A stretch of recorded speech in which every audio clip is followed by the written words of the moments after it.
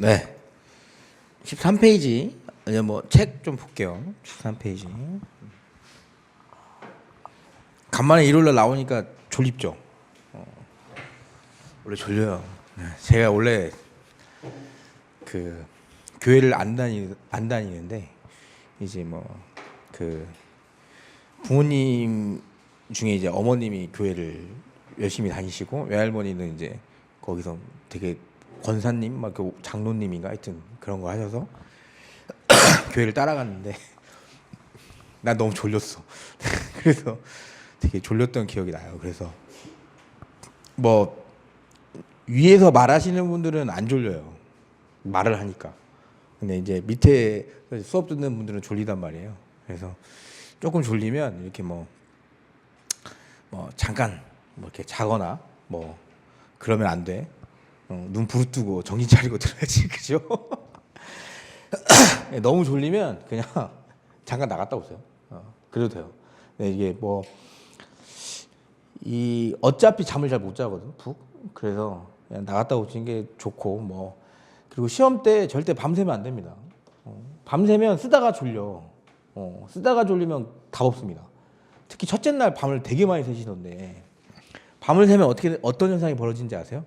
노동법은 잘 봐. 그러면 역시 내가 전날까지 포기하지 않고 본 게 맞았구나. 근데 배가 고프잖아. 그러니까 나 점심 먹으면 졸리다고 하니까 안 먹어야지 하다가 배가 고파서 그래도 너무 배고파. 너무 배고프면 뭐 잘 안 써지니까. 그래서 싸왔던 초콜릿이나 이제 빵을 아주 조금 먹습니다. 인사원리가 시작돼. 1문을 썼어. 2문부터 어떻게 돼요? 갑자기 지문이 안 읽히기 시작하지. 그죠? 졸리는 거예요. 절대 밤새면 안 돼요. 2시간이라도 자세요. 2시간이라도 자고 그리고 두 번째 날도 밤새면 절대 안 돼요. 두 번째 날도. 두 번째 날을 밤새면 왜 안 되냐면 두 번째 날은 머리를 많이 써야 되는 문제예요. 행정 특히. 그죠? 주인공 잘못 찾으면 박살납니다, 여러분. 그치? 아까 제가 그랬지. 원고 피고 잘못 찾아가지고 잘못 쓰면 어떻게 돼요? 다 써놨는데 마지막에 상한 해결 쓰려고 주인공이 바뀌었어. 그럼 어떻게 해?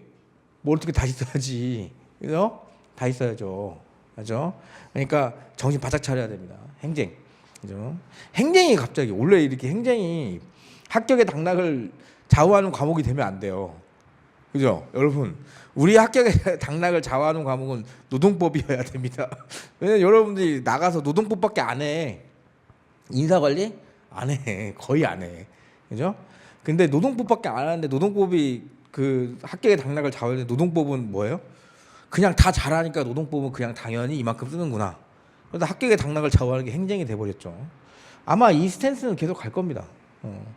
그러니까 행정은 범위가 넓기 때문에 만약에 그러니까 우리가 쟁송법만 보면 좁은데 행정법까지 범위를 확장하면 되게 넓어요. 정론까지. 그래서 아마 이제 뭐 학원에서 잘 하겠죠. 하겠지만 행정 같은 경우에는 저는 개인적으로 어떻게 공부했냐면 제가 뭐 행정을 뭐 이렇게 말씀드리기 좀 그런데 저는 그 문제 있잖아요. 문제집. 사례집 같은 거 그걸 되게 많이 봤던 기억이 있어요. 되게 많이 봤어요. 예전에 다른 시험 할 때도 그랬고 그래서 그거를 그냥 가려놓고 그냥 잡는 거죠. 논점을. 이건 이거고 답은 이거구나. 그럼 판례 나오면 이거 쓰면 되겠구나 하고 이거 봐서 맞아. 그럼 넘겼어. 그런 식으로. 그래서 사례집 같은 경우에는 뭐 유명한 강사님들 여러 개 있잖아요. 저는 한 두세 권 봤던 것 같아요. 두세 권 봐서 그러니까 그걸 꼼꼼하게 보는 게 아니고 문제 풀고 맞는지 틀린지만 봤어요. 그 논점을 찾는 데 주력을 한 거죠. 그래서 거기 보면 이상한 문제도 많아요. 근데 그런 거 한번 봤으면 내가 잡고 쓰거든. 그래서 저는 개인적으로는 그렇게 좀 많이 봤습니다.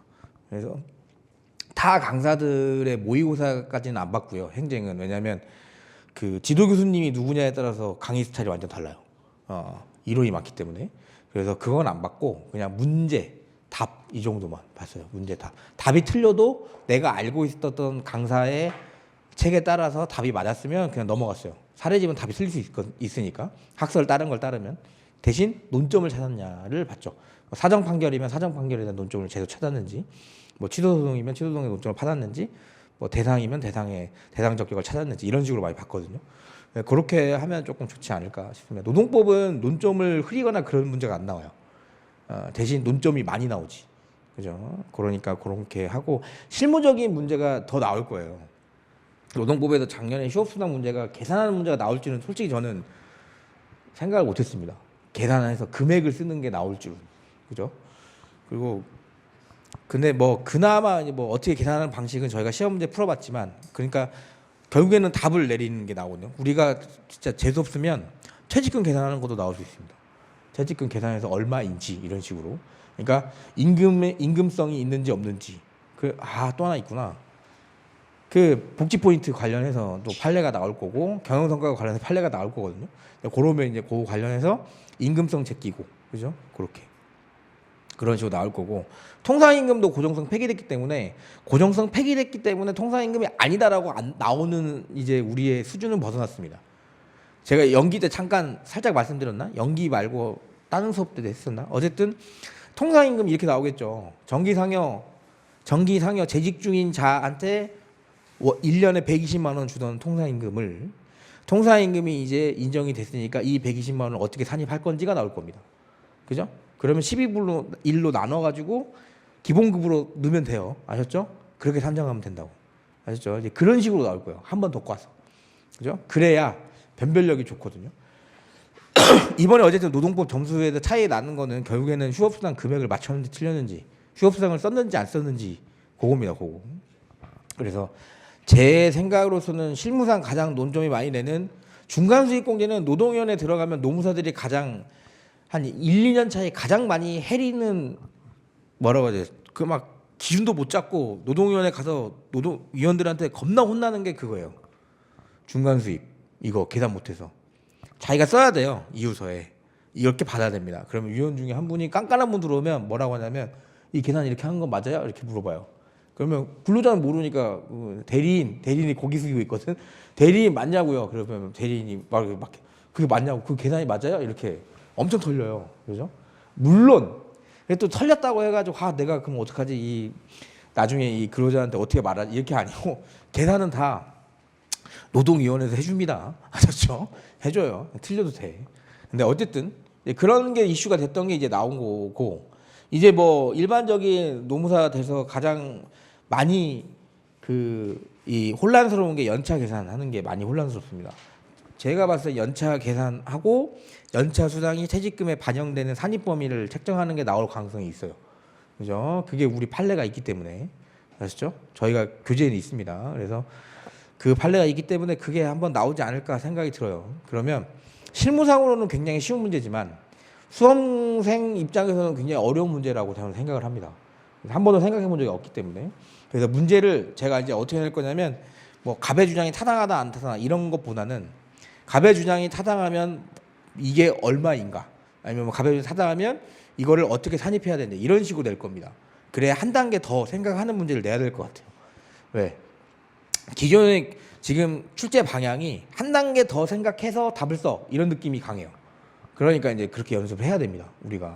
그래서 너무 과도한 건 안 낼 거예요. 계산 금액 너무 이상한 건 안 낼 거니까 곱하기 정도 할 줄 알면 되는 문제 낼 겁니다. 떨면 안 돼요. 떨면. 그죠?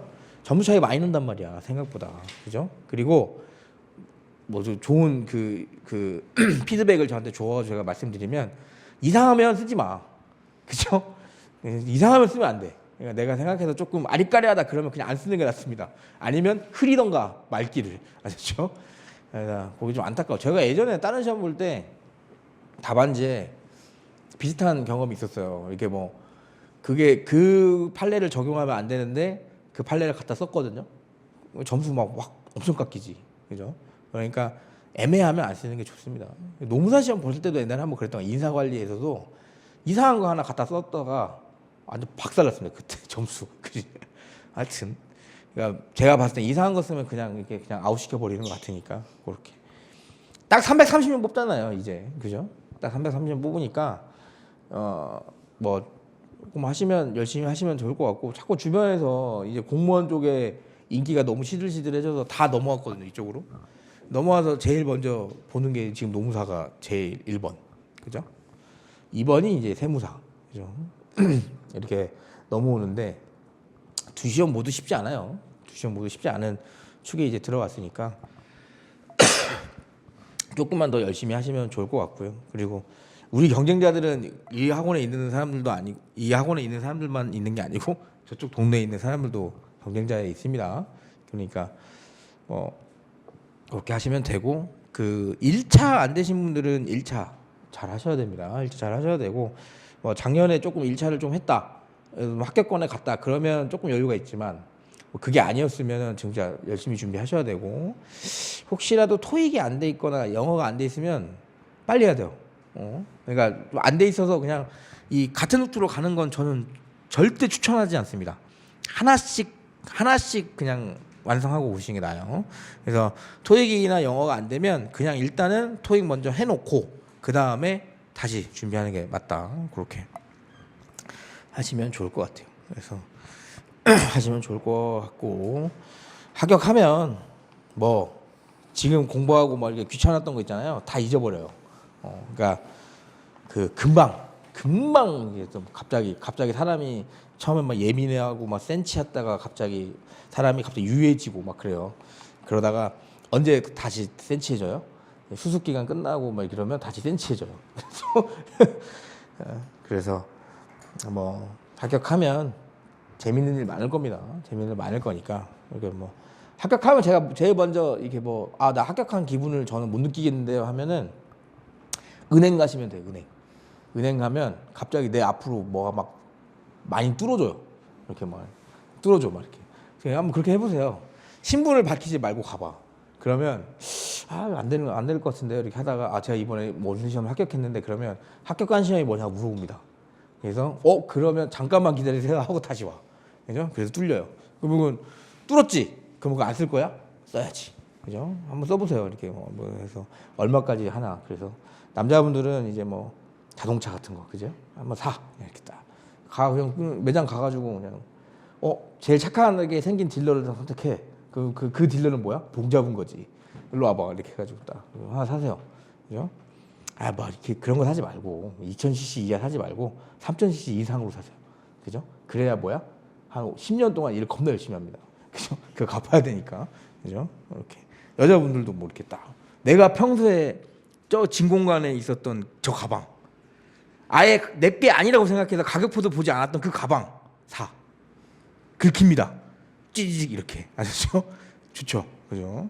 아니 통장은 계속 이렇게 잔고가 늘어날 거예요. 앞에 마이너스가 붙어서 그렇지, 그죠? 괜찮습니다, 여러분. 그 이자 못 갚으면 어떡해? 괜찮아. 그 마이너스 통장에서 이자가 빠져나가요. 마이너스로 괜찮지. 그리고 그거 다 쓰면 어떡해요? 괜찮아. 전화 옵니다. 어떻게 $1 늘려드릴까요? 왜? 얘네들은 이제 그런 말도 들었어. 그쪽 금융기관 쪽에 일하시는 분이 하는 말이 노무사 얘네들은 어쨌든 마이너 통장해서 못 갚으면 어떡해? 그랬더니 그 형님이 뭐 어떡해? 우리 회사도 들어와서 일 시키면 되지. 그죠? 여러분 못 도망갑니다. 못 도망가니까 괜찮아요. 한 1억까지는 계속 쓸 수 있어요. 1억까지. 그죠? 그렇게. 그럼 또 이렇지. 1억 뭐 버는 거 어렵지 않나? 그러면 어려워. 그러니까 막 쓰면 안 되는데 그래도 뭔가 좀 이렇게 내가 어쨌든 이 노무사로 해서 돈 좀 많이 벌어야지 하면은 마이너스 통장을 크게 쓰는 것도 방법입니다. 네, 그래서 그렇게 하세요. 남자분들 차 많이 사잖아. 살 때 좋은 거 사세요. 살 때 좋은 거. 왜? 나중에 못 바꿔요. 그리고 결혼하면 못 바꿔. 결혼하기 전에 사세요. 합격하고 사고 결혼하기 전에 한번 바꿔. 알았죠? 결혼하고 나면 못 바꿉니다. 결혼하고 나면 못 바꾸니까 그렇게. 13페이지 볼게요. 자, 13페이지. 자, 법원의 의의는 뭐냐면 노동법의 법원이란 노동법상 분쟁 해결할 때 법관이 기준으로 삼는 겁니다. 그래서 97조는 아까 제가 봤었고요.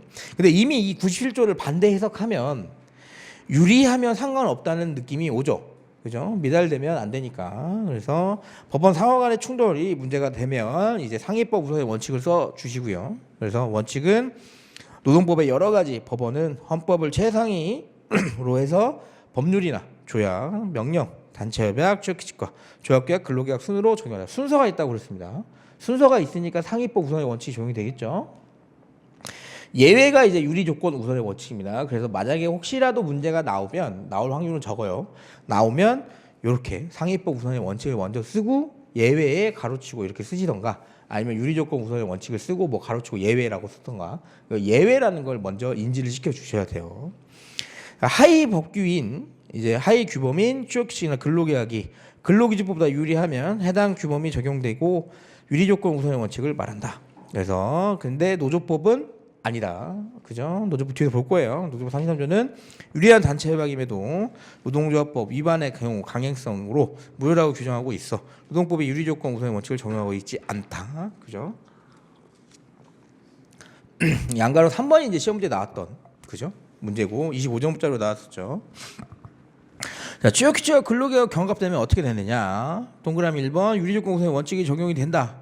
그래서 판례는 근로기준법 97조는 취업규칙에서 정한 기준에 미달하는 근로조건을 정한 근로계약 부분 그 관해서 무효로 하고 이 경우 무효로 된 부분은 취업규칙에서 정한 기준에 따른다라고 정하고 있습니다. 위 규정은 근로계약에서 정한 근로조건이 취업규칙에서 정한 기준에 미달하는 경우 취업규칙에서 최저 기준으로 강행성 보충적 효력을 부여하여 근로계약 중 취업규칙에 미달하는 부분을 무효, 이 부분을 취업규칙 정한 기준에 따라 함으로써 개별적 노동관계는 합의라는 형식을 빌려 근로자로 하여금 취업규칙이 정한 기준에 미달하는 근로조건을 감수하도록 하는 것을 막아 종속적인 지위에 있는 근로자를 보호하기 위한 규정. 말이 길지만 결국엔 뭐예요? 유리하면 그죠? 유리하면 취업규칙 적용시키겠지만 불리한 것까지 적용시키지는 않겠다 이 말입니다. 밑줄 그은 거 보시면 이러한 규정의 내용과 입법 취지를 고려하면 근로기준법 97조 반대 해석하면 취업규칙에서 정한 기준보다 유리하면 근로조건을 정한 개별 근로계약은 유효로 한다고 하는 게 맞겠네. 그래서 취업규칙이 정한 기준에 우선해서 적용하겠다. 그 세부적으로 보는 게 동그라미 2번 보시면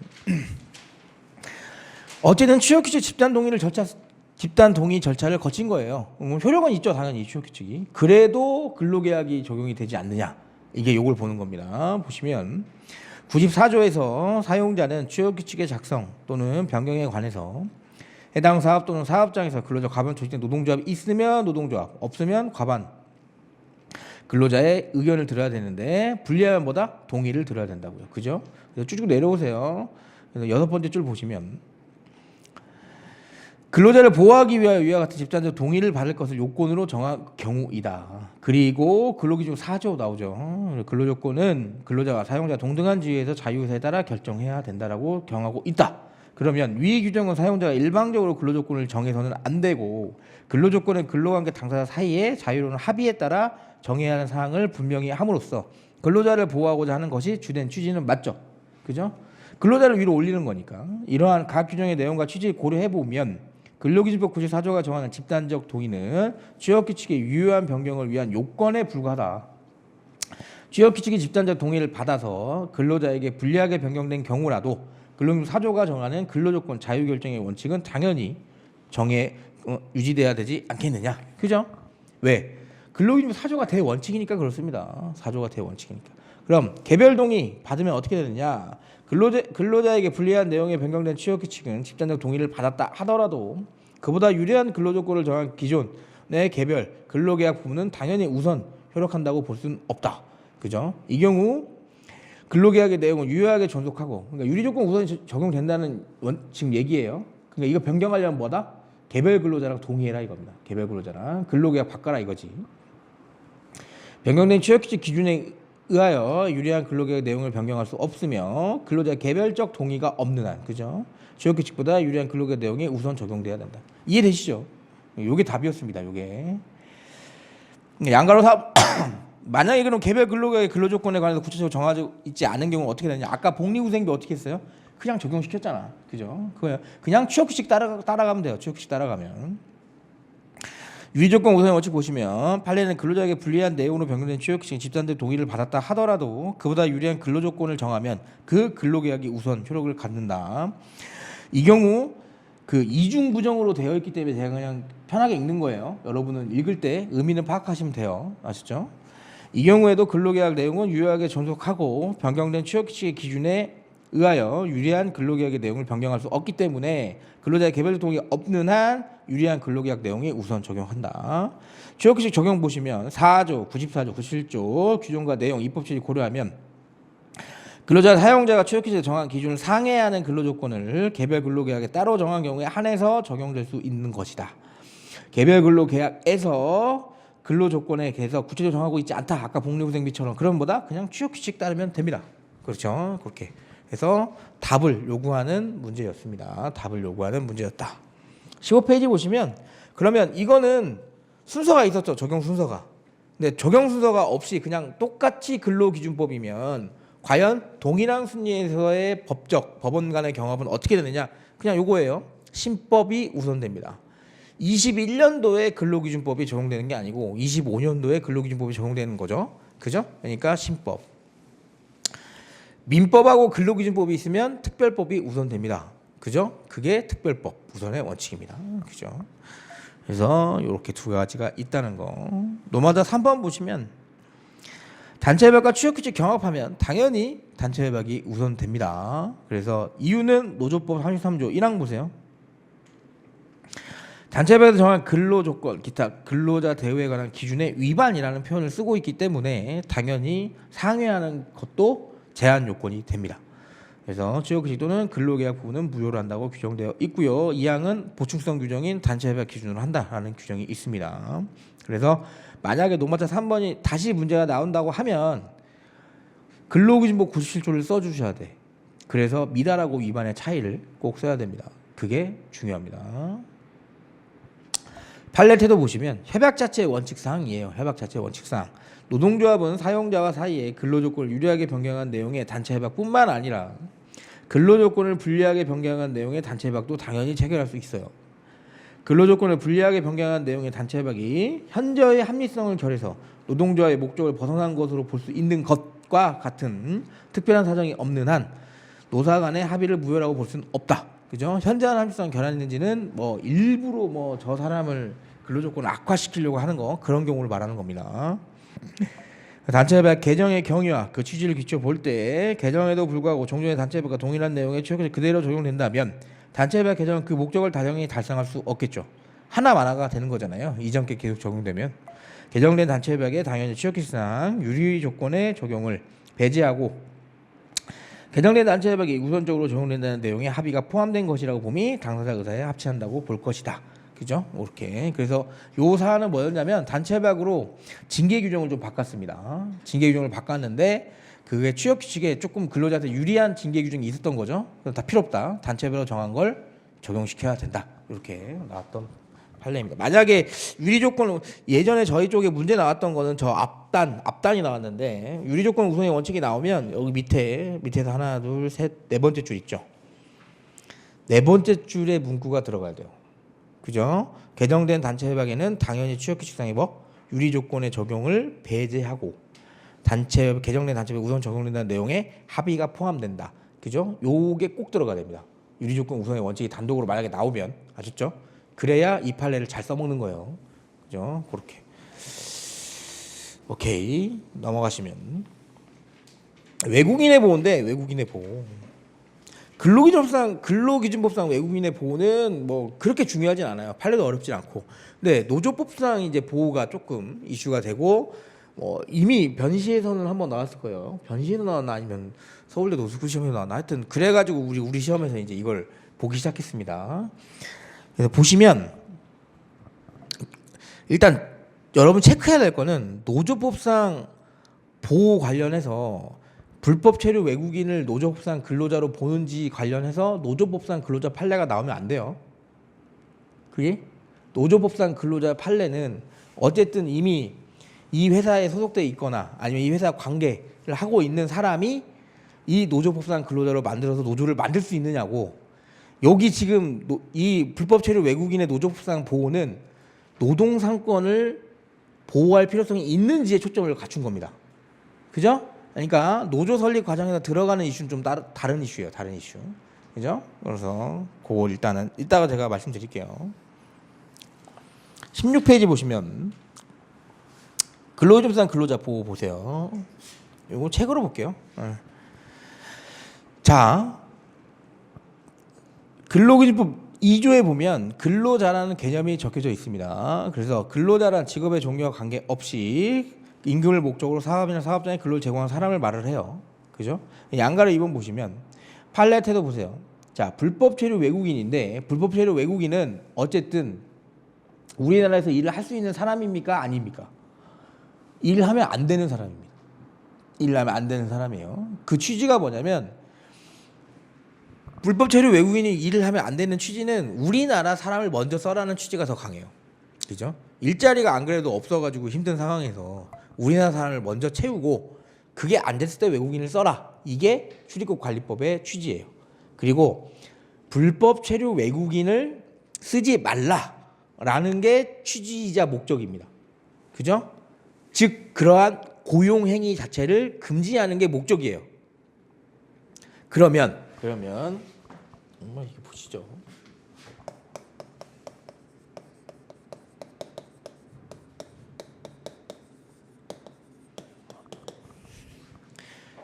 이미 체류 자체가 불법이에요. 체류 자체가. 이 안에서 뭐냐면 체류 자체가 불법이니까 결국에는 뭐라고 하지? 쫓아내는 거 뭐라고 하더라? 갑자기 생각이 안 난다. 보내는 거 뭐라고 하죠? 아니, 걸려가지고 추방. 좋았어. 아니 지금 생각이 안 나네. 원래 추방돼야 돼, 추방. 자기 나라로. 그러니까 당연히 여기서 일하는 것도 안 되는 거예요. 그죠? 근데 출입국 관리법을 봤더니 법령을 봤더니 이 불법 체류 외국인이 당연히 체류하는 것도 안 되지만 뭐 여기서 일하는 것도 안 된대. 그래서 이 일을 이거로 본 거예요. 고용 자체를 하지 말라. 근데 이 의미가 이제 뭐가 되냐면 고용이라는 사실적 행위에 국한되는 거예요.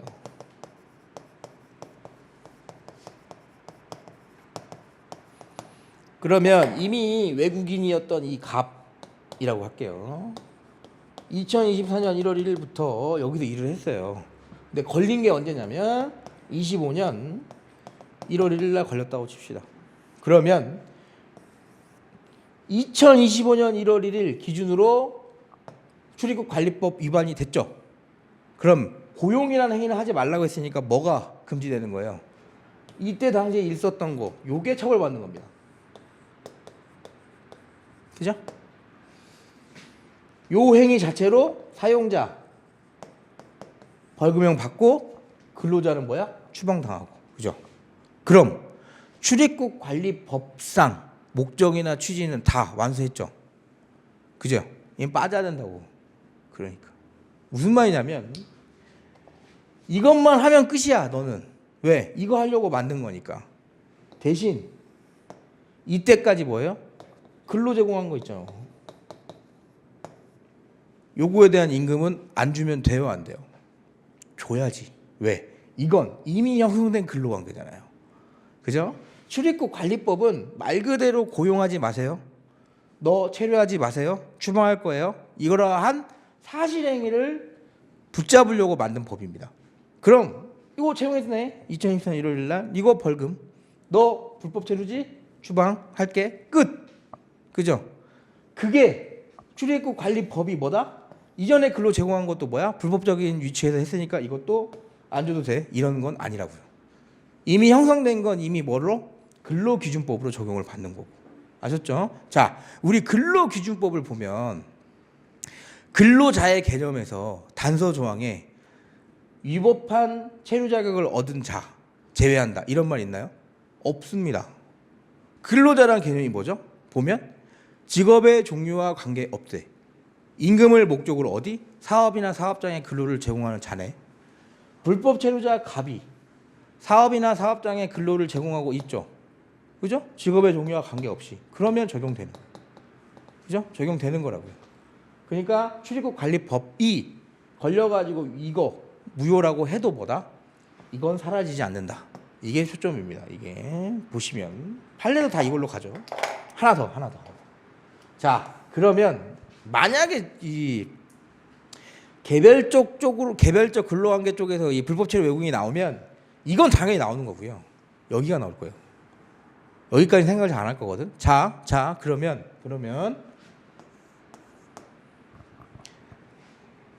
사실적 행위 자체가 국한돼서 걸렸죠. 그럼 2025년 1월 1일 이후부터는 근로관계는 어떻게 됩니까? 근로관계 그럼 어떻게 돼? 간 다음에 일 못하잖아. 그죠? 근로관계 정지돼요.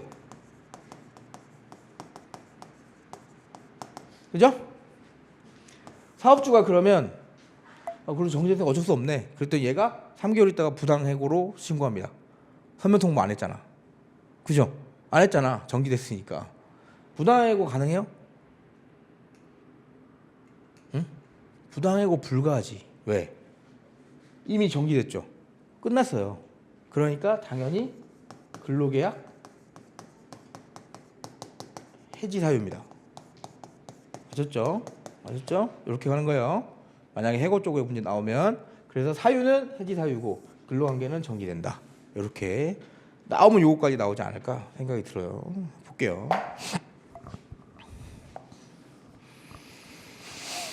자, 1번 보시면 출입국 관리 법령상의 취지 보세요. 판례는 출입국 관리법 이거 조항은 신경 쓰지 마시고 외국인이 대한민국에 체류하여 행할 수 있는 활동이나 대한민국 체류할 수 있는 신분 또는 지위에 관한 체류 자격과 그 체류 기간에 관해서 규율하면서 외국인 고용 제한 규정을 같이 두고 있습니다. 이게 왜 그러냐면 외국인 고용 제한을 두는 이유는 우리나라 사람 먼저 쓰라고 하는 겁니다. 우리나라 사람 먼저 쓰라고.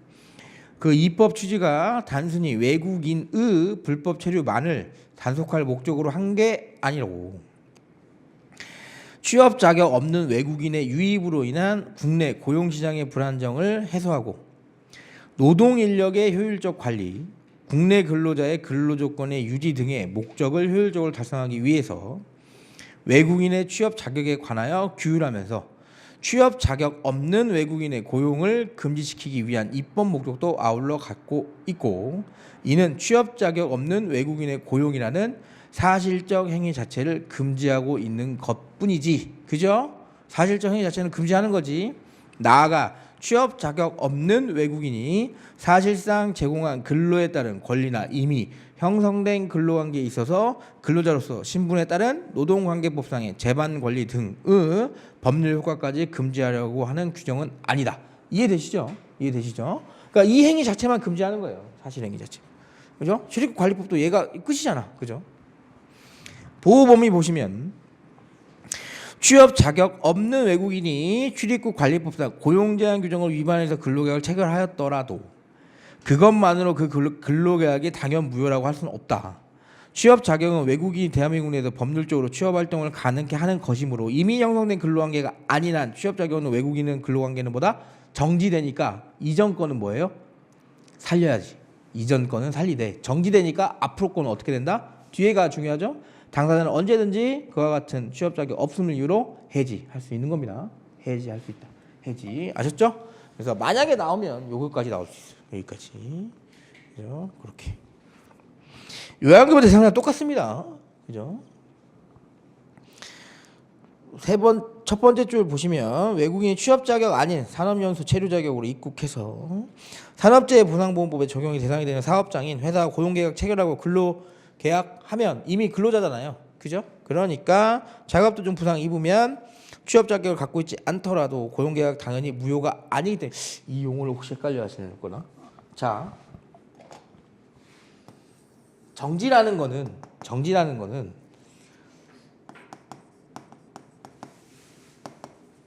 소급 무효라는 뜻입니까? 아니죠. 정지는 그냥 여기서, 그죠? 이전에. 이거 어떤 느낌이냐면 연애를 하고 있는 관계에서 잠깐 우리 냉각기를 갖자 이런 느낌이야. 그 냉각기 갖다가 심해지니까 어떻게 돼? 헤어지자 이렇게 된 거라고요. 그러니까 우리의 관계는 이때 당시에는 연인 관계로 지속되고 있는 거죠. 근데 소급 무효는 혼인 무효 취소 소송 같이 나 너랑 살아있던 기억 자체를 다 지우고 싶다. 이런 느낌이 소급 무효입니다. 그러니까 판례가 계속 무효가 아니라고 얘기하는 이유는 이전 걸 살려놓으려고 하는 거예요. 아셨죠? 이전 거 살려놓으려고. 이거 아니다. 구분 잘해야 됩니다. 이거 무효라고 써버리면 안 돼요. 아셨죠? 무효가 아니야. 정지라고 쓰는 이유가 요것 때문에 그러는 겁니다. 그러니까 무효가 아니어야 이미 형성된 근로관계가 유지가 되지. 아셨죠? 당연한 거예요. 당연한 거. 이 부상 당시 외국인은 사회공동체 관계에서 근로를 제공하고 임금을 받아온 자로서 근로기준법 소정의 근로자였다 할 것이므로 산업재해보상법상의 요양급여를 받을 수 있는 그죠? 대상자에 해당한다. 당연합니다. 그죠? 요렇게 확률은 좀 많이 떨어지죠. 왜냐하면 낼 게 별로 없어요. 이거밖에. 네. 노조법상 근로자 같은 경우에는 노조 설립 심사나 이런 거랑 엮어가지고 내기 딱 좋아. 그죠? 말까지 더듬잖아 제가. 그죠? 한번 나올 때 됐는데. 그죠? 근데 너무 잘 쓰니까 또 안 낼 겁니다 아마. 너무 잘 쓰니까. 그렇다고 그럼 안 낼 것 같으면 안 보면 안 돼요? 그럼 또 나오더라고. 그래서 봐야 돼. 그래서 그죠? 그래서 전 모든 가능성 다 열어놓고 있잖아. 그죠? 모든 가능성 열어놔야지. 그죠? 17페이지 보시면 노조법상 보고 볼게요. 일단 노조법상 근로자하고 근로기준법상 근로자하고 개념이 조금은 달라요. 노조법상 근로자의 개념이 더 큽니다. 보시면 근로자라 하면 직업의 종류 불문하고 위에 옆에는 뭐예요? 종료 관계 없이 그건 똑같다고 치고 얘는 임금, 급료, 기타 이에 준하는 수익까지 포함이 되네요. 그죠? 그리고 얘는 근로를 제공한 사람이 아니고 얘는 뭐예요? 생활하는 자를 말을 합니다. 그러면 노조법상 근로자는 근로기준법상 근로자보다 당연히 대상 범위가 크겠네. 클 수밖에 없잖아요. 임금 당연히 들어가고. 그러면 다른 말로 따지면 근로기준법상 근로자에 해당되면 노조법상 근로자에는 당연히 해당이 되겠죠. 그죠? 그걸 전제로 가는 겁니다. 그걸 전제로 가는 거고요. 하나 더. 노조법상 근로자라고 해서 노동조합 및 노동관계 조정법에서 근로자라는 개념을 정해놓죠. 얘네들 노조법 적용시키겠다는 거잖아요. 그죠? 아까 집단적 노사관계는 어디서 나왔다고 했습니까?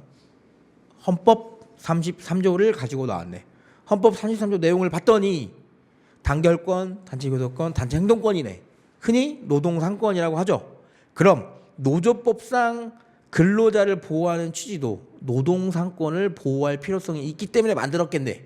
그죠? 그게 초점입니다. 그럼 불법 체류 외국인인 근로자 이 사람이 노동상권의 보호가 필요한지 안 한지만 따지면 되는 거예요. 그죠? 근데 이미 결론은 나왔어요. 어디서 나왔어요? 근로기준법상 근로자라며. 근데 이거 부정시킬 수 있어요? 부정시킬 수가 없어요. 그죠? 그죠? 이거 부정시키려면 어떻게 해야 돼? 법을 바꿔야 됩니다, 지금. 그죠? 이미 답은 개별적 근로관계에서 나왔습니다.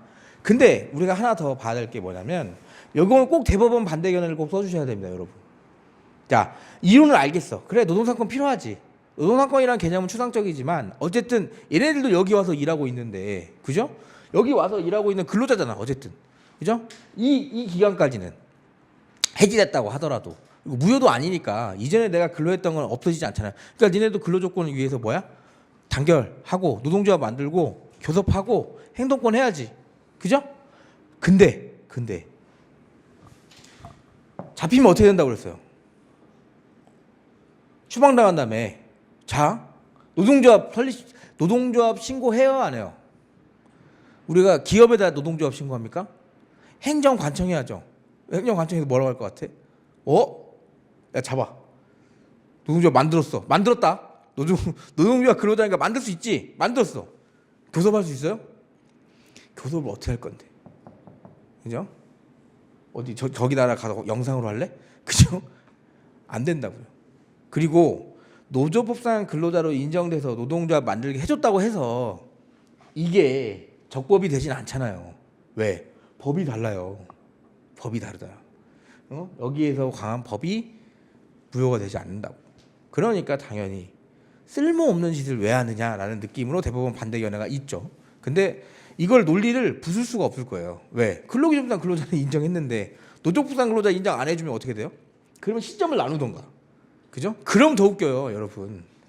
이때까지는 노조법상 근로자로 인정하는데 이때부터는 노조법상 근로자가 아니다라고 하면 뭐예요? 그러면 의문점이 뭐야?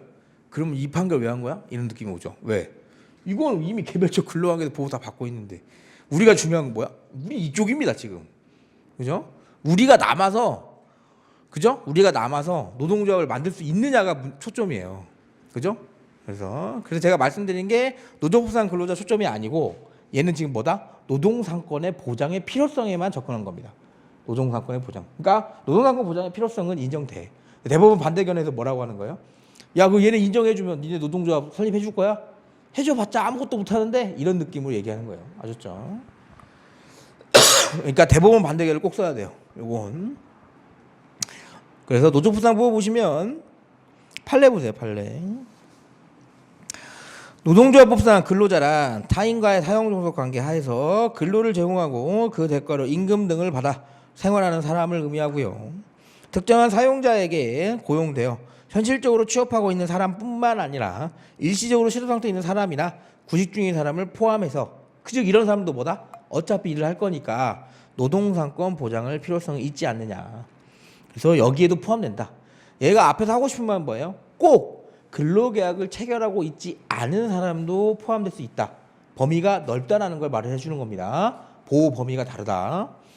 출입국 관리 법령에서 외국인의 고용 제한 규정을 두고 있는 것은 취업 자격 없는 외국인의 고용이라는 사실적인 자체를 금지하는 것뿐이지 취업 자격 없는 외국인이 사실상 제공한 근로에 따른 권리나 이미 형성된 근로관계에 있어서까지 근로자로서 신분을 노동관계법상 재반 권리 등의 법률 효과까지 금지하는 건 당연히 아니겠죠. 그러니까 타인과의 사용 종속 관계 하에서 근로를 제공하고 그 대가로 임금 등을 받아 생활하는 사람은 노조법상 근로자에 해당한다. 즉 뭐예요? 근로기준법상 근로자에도 해당하니까 당연히. 노조법상 근로자성이 인정되는 한 그러한 근로자가 외국인인지 여부나 취업 자격 유무에 따라 노조법상 근로자 범위에서 포함되지 아니한다고 볼 수 없다. 즉 뭐예요? 얘네도 외국인을 포함한다라고는 안 하고 살짝 빠져나가긴 했죠. 어쨌든 포함된다.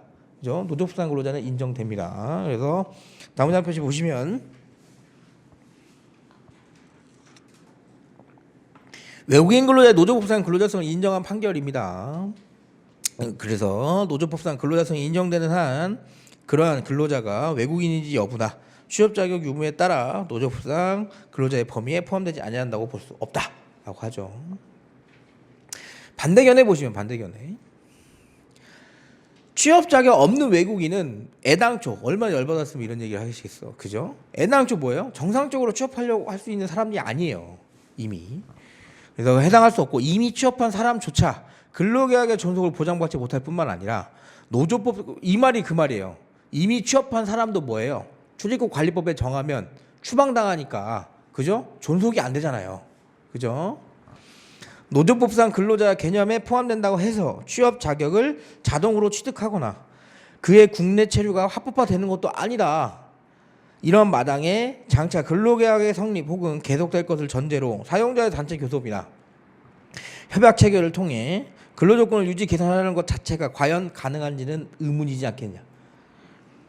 결국 취업 자격 없는 외국인에 대해서 근로조건의 유지 개선과 지위 향상을 기대할 만한 법률상 이익을 인정하기 어렵고 취업 자격 없는 외국인은 노조법상 근로자의 개념에 포함되지 않는다고 봄이 상당하다는 대법원 반대 의견도 있습니다. 그래서 반대 의견이 조금 더 어떻게 보면 좀 타당하죠. 만약에 사안 해결을 대법원의 의견에 따르면 대법원의 의견을 쓰면 돼요. 근데 만약에 반대 의견에 따르겠다고 하면 대법원의 반대 의견에 따라서 이렇게 쓰셔야 됩니다. 알았죠? 사안 해결을 상관은 없습니다. 대신 명확하게 써야지. 그렇죠? 나는 대법원 반대 견해로 사안 해결을 풀고 싶은데 나는 대법원 반대 견해로 푼다는 얘기 안 해놓으면 교수님들 채점하다가 뭐예요? 얘는 왜 판례랑 또 답이 달라? 이렇게 볼 수 있습니다. 그러면 여러분들도 막 아껴서 어떻게든 합격을 시켜줘야 되니까 아 대법원 반대 견해로 썼구나 이렇게 막 해가지고 채점해 주실까? 그런 말 안 쓰면 그냥 대법원에 따라서 쓰는 걸로 다 전제가 되어 있어요. 아셨죠? 그러니까 안 돼. 제가 말씀드렸죠? 오 잘 썼네. 마이너스 1점 이런다니까. 그죠? 그죠? 만점 안 돼. 아시죠? 4번 교수님이 교수님 답안을 써도 만점 안 줄 겁니다. 무조건. 제가 대학원 지금 하고 있는데 대학원 아무리 열심히 해도 100점 안 줘. 99점 주지. 아셨죠? 어쨌든 대법원의 노조법상 근로자의 보호와 관련해서 헌법에서 보호하는 노동상권 필요성을 최우선으로 고려한다는 점에서 법을 위반하지 않는 자를 한정하여 보호하는 것이 합리적인 해석이라고 보이는 바 대법원 반대의 견해가 타당하다고. 이거는 그냥 제가 쓴 거예요. 여러분은 대법원 의견으로 써주셔도 돼요. 오케이? 그 다음에 노마자 3번. 자, 불법 체류 외국인 관련해서 파견받아 사용하는 경우 파견법 적용 교부인데 이건 뭐냐면 이렇게 되는 겁니다.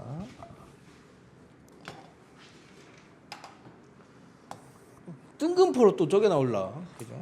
아니 저거는 조금 어쨌든 이렇게 보여요.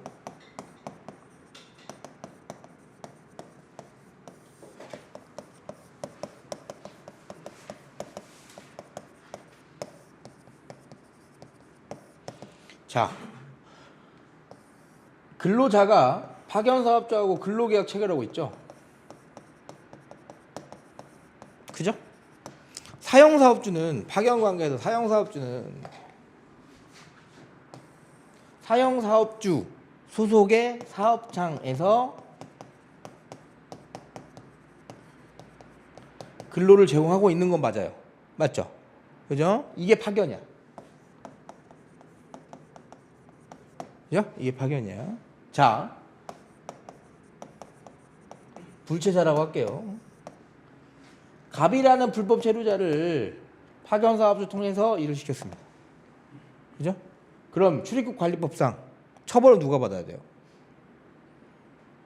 응? 실질적으로 쓰고 있는 사용사업주가 받아야 되지. 그죠? 그죠? 실질적으로 쓰고 있는 사용사업주가. 그죠? 노동법이 그나마 조금 우리 법이 왜 어려운 사람한테는 어렵고 쉬운 사람한테 왜 쉽냐면 법은 개념에 어긋나는 것을 하지 않아요. 절대. 본인들이 말한 걸 거스르지 않습니다. 그걸 거스르면 법적 안정성이 침해되니까. 그죠? 뭐 얘는 이렇게 주고 얘는 이렇게 주면 안 되잖아. 그죠? 자, 저기 출입국 관리 법령에 뭐라고 써져 있죠? 고용이라고 써져 있어요. 고용. 그죠? 갑은 누구한테 고용되어 있습니까? 얘입니다. 그죠? 고용은 근로계약을 누구랑 체결했느냐가 포인트. 검사는 그렇게 주장을 했어요. 대법원까지 간 겁니다. 왜 그렇게 얘를 처벌하고 싶었는지 잘 모르겠지만 검사는 자 불법 체류자이기 때문에 이미 뭐예요? 근로계약 자체가 위법한 거다. 효력이 없는 거다. 실질적으로 갑이 여기서 행위를 했으니까 이 사람을 처벌해야 된다라고 했지만 그죠? 아까 뭐라고 그랬어? 대법원이 무효되는 거 아니라고 그랬습니다. 이미 형성된 근로관계가 무효가 아니잖아. 그러니까 고용관계는 여기에 있는 거예요. 그죠? 그러니까 당연히 뭐가 되겠어요? 이거 기각됐겠지. 그죠? 그겁니다. 그죠? 혹시라도 나오면 결론만 알면 돼요. 이건 결론만. 헷갈리시면 안 돼. 고용이라고 하는 거는 개념 자체가 뭐다? 그죠? 근로계약을 체결한 사람을 말하는 겁니다. 근로계약을 체결한 사람. 원칙 보시면 판례는 법률 규정의 문헌, 형벌법규 해석법리, 파견근로자 보호 등에 관한 법률의 규율 내용 등에 비춰보면 출입국관리법 이렇게 보고 고용의 의미도 취업활동을 할 수 있는 체류 자격을 갖지 않는 외국인으로부터 노무를 제공받아 이에 대하여 보수를 지급한 행위를 말한다고 봄이 타당하다. 그죠? 그럴 수 있죠. 따라서 사용사업주가 근로자 파견계약 또는 이에 준하는 계약을 체결하고 파견사업주로부터 그에게 고용된 외국인을 파견받아 자신을 위한 근로에 종사하게 하였더라도 이건 뭐다? 고용이 아니지 않냐. 그죠? 사실관계 보세요. 취업활동을 할 수 있는 체류 자격을 가지지 않은 외국인을 고용했던 혐의로 기소된 사건에서 외국인을 직접 고용한 게 아니고 파견사업주에 고용된 외국인을 파견받아 사용한 것이기 때문에 이와 같이 파견사업주에게 고용된 외국인을 파견받아 사용하는 행위는 출입국관리법이 금지하는 고용에 해당하지 않는다. 그죠? 나올 수도 있죠. 합쳐서 나올 수 있어요. 어떻게?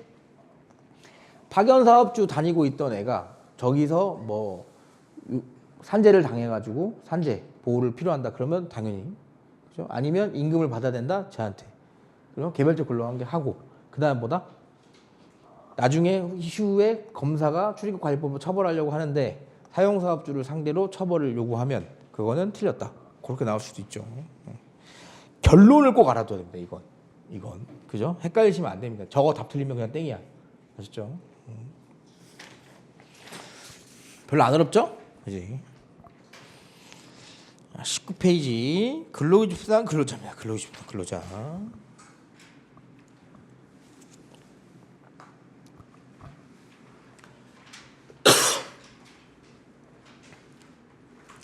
근로기준부상 근로자는 나왔습니다. 예, 나왔고 약간 수학의 정석의 집합 느낌이었는데 나왔죠. 7년 전에 나왔습니다. 7년 전에. 이제 8년째가 됐고 똑같은 문제가 나올 확률은 많이 적고요.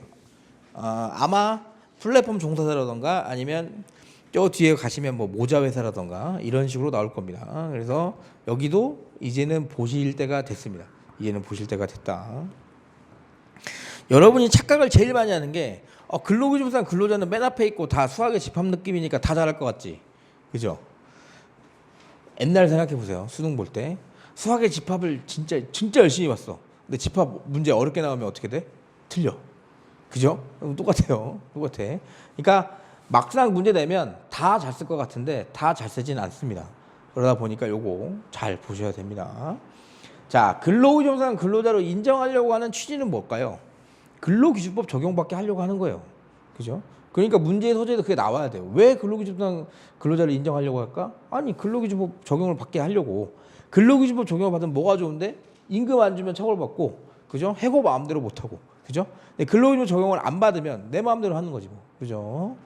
그래서 문제의 소재 보시면 근로기준법상 근로자에 해당하는 경우에 한해서 근로기준법의 보호 범위에 포함되어 보호받을 수 있죠. 그래서 근로자성 판단 여부가 중요합니다. 그래서 개념 및 판례태도 보시면 개념은 근로기준부상 근로자는 근로기준법 2조 1항 1호에서 직업의 종류와 관계없이 사업 또는 사업장에서 임금을 목적으로 하는 근로를 제공하는 자를 말을 합니다. 그죠? 그래서 2조 1항이 있고요. 1호. 판례태도 보세요. 자, 이 법 규정만 가지고 근로기준법상 근로자인지 판단할 수 있을까요? 이 다 돼. 그러니까 근로기준법상 근로자 판단하려면 결국에는 구체적인 판단 요건을 가져야 되지 않겠냐라고 해서 논의의 실익 보시면 근로기준법상 근로자가 제공하는 근로는 사업주와 사용종속 관계 하에서 제공하는 것이며 해당 법 규정만으로 개별적 구체적 근로관계에서 사용종속 관계의 근로자인지 여부를 판단하기는 어렵다. 그렇기 때문에 법원은 사용종속 관계 하에 근로기준부상 근로자를 판단하는 개별적 구체적 기준을 제시하고 있다. 이 기준은 2004년에 나와서 한 번도 바뀐 적 없습니다. 아셨죠? 원칙 보시면 근로기준부상 근로자에 해당하는지 여부는 제가 아까 말씀드렸죠. 얘네들은 일단 뭐예요? 그 사업장이랑 계약은 되어 있어요. 근데 그 계약이 근로계약이 아니었던 거지. 그래서 계약의 형식이 고용계약인지 조급계약인지 보다. 그래서 보다 그 실질을 보겠다. 그래서 근로자가 사업 또는 사업장 임금을 목적으로 종속적인 관계에서 사용자에게 근로를 제공하는지 여부에 따라 판단하겠다. 그죠? 그럼 형식적 징표가 뭐냐면 딱 봤을 때 보이는 겁니다. 야, 니네들 그럼 계약서 가져와봐. 갖고 왔더니 업무 위탁 계약이야. 그러면 근로자 아니네. 그죠? 그리고 사대본도 가입 안 했어. 사업소득세서 떼고 있어. 그죠? 이게 딱 보이는 거죠. 근데 뭐다? 법원이 말한 게 뭐였어요? 그런 거 보지 말고 실질을 봐라. 이렇게 얘기한 거죠. 그러면 형식적 징표 보세요. 기본급이나 고정급이 정해져 있는지 여부. 그죠? 기본급 300, 뭐 기본급 500 이렇게 정해져 있냐? 아니면 네가 나와서 뭐 몇 건을 하면 얼마를 받아가는 구조냐? 근로소득세를 원천 징수했는지, 그죠? 사회보장 제도에 관해서 근로자 인정 고용보험 가입돼 있는지 이런 거 보는 겁니다. 이런 건 근데 다 누가 우월적으로 정할 수 있어요? 돈을 주고 있는 사업주가 우월적으로 정할 수 있습니다. 그래서 사용자의 경제적 우월한지를 이용해서 임의로 정할 여지가 크다. 그렇기 때문에 이러한 게 인정되지 않는다고 해서 뭐다? 근로자성을 쉽게 부정하면 안 된다. 그래서 뭘 봐라? 실질적 징표를 보는 겁니다. 실질적 징표를. 볼까요? 이런 종속적인 관계에 있는지 여부는 1번 동그라미 업무 내용을 사용자가 정하고, 그죠? 야, 너 이거 하세요. 그죠? 마케팅 이거 하세요. 취업규칙 또는 복무 규정에 적용을 받고 있는지, 그죠? 2번 업무 수행 과정에서 사용자가 상당한 지휘 감독을 하는지. 예전에는 개별적 구체적 지휘 감독이었는데 이게 한번 바뀌었죠. 상당한으로. 범위가 더 넓어졌다고 보시면 됩니다. 3번 사용자가 근무 시간과 근무 장소를 지정하고 근로자가 이에 구속을 받는지. 그죠? 4번 노무 제공자가 스스로 비품, 원자재나 작업 도구 등을 소유하거나 제3자를 고용하여 업무를 대행케 하는 등 독립하여 자신의 계산으로 사업을 영위할 수 있는지. 그죠? 독립성이 없이 종속돼서 일할 거 아닙니까? 근로자들은. 그죠? 6번 보시면 노무 제공을 통한 이윤 창출과 손실 초래 등의 위험을 스스로 안고 있는. 이건 무슨 말이에요? 나는 월급만 받으면 되죠. 그죠? 우리 사업체가 뭐 일을 잘 못해가지고 손해를 봐도 나는 월급은 받아야 되잖아. 그런 사람을 근로자라고 보는 거고, 그게 아니고 사업체가 흔들리면 내가 월급이 깎여. 만약에 그러면 요거 이윤 창조가 손실 초래에 대한 위험을 안고 있다고 볼 수 있죠. 그런 겁니다. 7번 보시면 근로제공과 관련해서 계속성, 나 계속 여기서 일한다. 그리고 나 너한테만 일한다. 그죠? 딴 데 가서 일한다. 그게 전속성입니다. 당연히 보수의 성격은 뭐예요? 근로했으니까 주는 돈이겠죠. 근로의 대가로. 근로 자체의 대상적 성격인지를 종합적으로 판단해야 한다는 입장입니다. 그죠? 이게 기본이에요. 근로기준법상 근로자 문제 나오면 이거 그냥 쓰는 거야. 아셨죠? 고민할 필요 없고. 그죠? 그 다음에 이제 나머지 문제들을 쓰는 겁니다. 나머지 문제들을. 관련 문제 잠깐 보세요. 관련 문제. 임원까지 보고 좀 쉴게요. 임원. 자, 임원의 근로자성인데 임원은 여기부터 접근을 하시는 게 좋아요. 자, 임원은 상법상 규정되어 있습니다. 아셨죠? 상법상. 자, 상법상 어떻게 규정되어 있냐면 어쨌든 이사회를 거쳐서 이 사람을 임원으로 추천을 하고 선별이 됐죠. 선발이 됐어. 그럼 뭐 해야 돼? 등기해야 돼요. 아셨죠? 임원, 상법상 임원의 효력은 주주총회 선임하고 그 다음에 뭐예요? 등기해야지 효력이 있습니다. 그죠? 그러니까 등기를 하지 않으면 임원이 아니에요. 상법상 임원이. 자, 그럼 상법상 임원이 됐어요. 그 임원이 퇴직금 명목으로 돈을 받았어. 그럼 그 퇴직금입니까? 퇴직금이 아니에요. 임원은 근로자가 아니기 때문에. 왜? 직업의 종류와 관계없이 임금을 목적으로 사용자한테 근로를 제공한 사람이 아니잖아. 본인이 임원으로 선임된 거예요. 등기됐다고요. 회사에 지분을 가지고. 그죠? 얘는 사용자성이 더 강한 겁니다. 아셨죠? 그러니까 근로자와 사용자 사이에 있는 임원인데 임원은 근로기준법에 봤을 때는 임원은 근로자가 아니다. 아셨죠? 근데 상법상 등기 절차도 없고 그리고 뭐예요? 선임 절차도 없었고 그냥 형식만 임원인 애들도 있잖아. 사업주가 시키는 거 다 하고 그럼 뭐다? 걔가 근로기준법상 근로자로 볼 수 있다입니다. 포인트를 그쪽으로 두셔야 돼요. 물론 등기를 해놓을 수 있지. 그죠? 근데 실질이 뭐다? 근로자성이 강하면 근로자로 본다. 이거예요. 대법원은. 그래서 보시면 일단 이거부터 보세요. 임원의 근로자성 원칙 보세요. 상법상 이사와 감사는 주주총회 선임 결과를 거쳐 임명하고 등기해야 됩니다. 이게 원칙이에요. 얘네들. 상법상. 이사와 감사의 법정 권한은 위와 같은 적법하게 선임된 이사와 감사만 행할 수 있고 선임 절차를 거치지 아니하고 다만 회사로부터 이사라는 직함을 형식적 명목적으로 부여받은 것에 불과한 자는 뭐가 안 돼요? 상법상의 임원이 안 돼요. 그죠? 직무의 행사 부분 실질적 임원으로 볼 수 없다. 이게 원칙입니다. 임원의 보수 성격 보세요. 그러면 이런 임원들, 이사, 감사, 임원은 회사로부터 일정한 사무처를 위임받고 있는 것이기 때문에 사용자의 지휘 감독 아래 근로를 제공한 소정의 임금을 받는 고용관계가 아니다. 그죠? 따라서 일정한 보수를 받는 경우에도 이를 근로기준법 소정의 임금을 할 수 없고 회사 규정에 의해서 이사, 임원 등에게 퇴직금을 지급하는 경우에도 퇴직금은 근로기준법상의 소정의 퇴직금이 아니고 재직 중에 직무집행 대가로 지급되는 보수에 불과하다. 그죠? 얘네가 진짜 찐 임원들. 그죠? 양가로 3번은 뭐냐면 찐 임원이 아닌 경우입니다. 등기가 되어 있긴 한데 말 보니까 출퇴근이나 이런 것도 구속되어 있고 대표가 시키는 거 다 해. 그죠? 그러니까 임원이라고 하면은 말 그대로 마케팅 이사라고 하면 마케팅 쪽만 전문으로 하고 출퇴근 제한 없습니다. 그죠? 양가로 3번 보세요. 근로기준법 적용을 받는 근로자로 해당하는지 여부는 계약 형식 관계없이 그 실질에서 임금을 목적으로 종속관계에 있는지를 판단해야 되는데 회사의 이사 또는 감사 등의 임원이라 하더라도 그 지위 또는 명칭이 형식적 명목적인 것이고 실제로는 매일 출근하여 업무 집행권을 갖는 대표이사나 사용자 지위 감독의 아래 일정한 근로를 제공하면서 그 대가로 보수를 받는 관계에 있다거나 또는 회사로부터 위임받은 사무를 처리하는 동그라미 치세요. 왜? 위임받은 사무만 처리하면 상관이 없지. 근데 그거 말고 다른 걸 처리하는 겁니다. 대표이사의 등의 지휘감독 아래 일정한 노무를 담당하고 그 대가로 일정한 보수를 지급받아 왔다면 그러한 임원은 근로자에 해당하며 법인 등기부에 이사로 등기되었는지 여부에 따라 판단할 것은 아니다. 그죠? 실질을 보겠다. 아셨죠? 대신 이걸 알아야 됩니다. 상법상 임원은 선임 절차 등기해야 효력이 있다. 아셨죠? 근데 그렇게 하더라도 여기 양가로 3번의 판단 기준에 따라서 실질적으로 근로자성이 인정되면 근로자로 보겠다 이겁니다. 그러니까 원칙을 꼭 써주셔야 됩니다. 요거. 그래서 여기까지. 그래서 모자 회사는 조금 사용자 개념 확장하고 조금 해야 되니까 조금만 쉬었다 할게요.